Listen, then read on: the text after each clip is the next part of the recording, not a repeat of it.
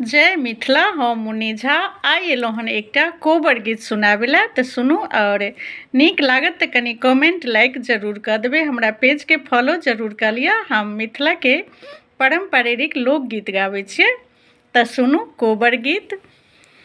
नबे नबे कोबेरा में सब रंग पटिया, चंदनी काठी लागल केबाड़, हे ओहे कोबर सुत गेला, दुल्हा से सुंदरी दुल्हा संगे धाये सिया सुकुमारी,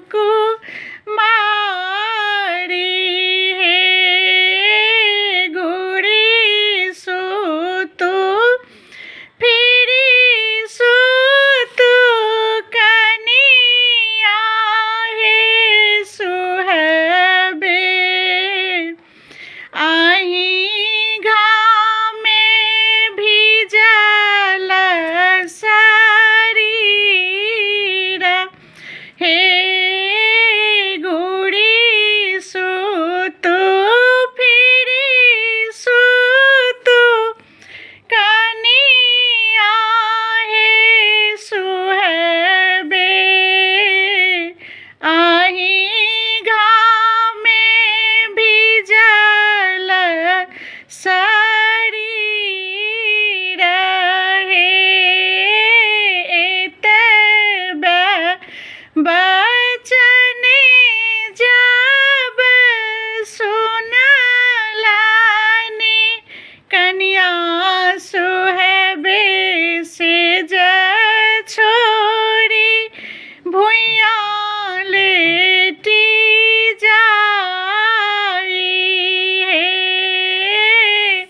अंगना बाहरते तोहे से लखी गे चेरिया, सर होई जदिया ने बाजाई,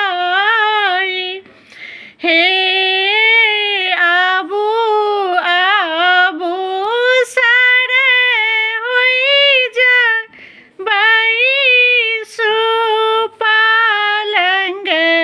चढ़ी, देखी लिया ननदो चरित्र, हे हमारो ननदोसी गंगा जी के मांगल,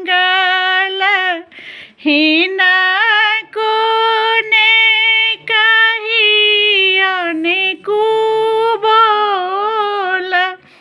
हे हमारो ननदोसी गंगा जी के मांगल, हिनको ने कहियन कुबोल, हे जुगे जुगे जीवथु दुल्हा से सुंदर दुल्हा कन्या सुहबे के बढ़ने आही बात है। जय मिथिला।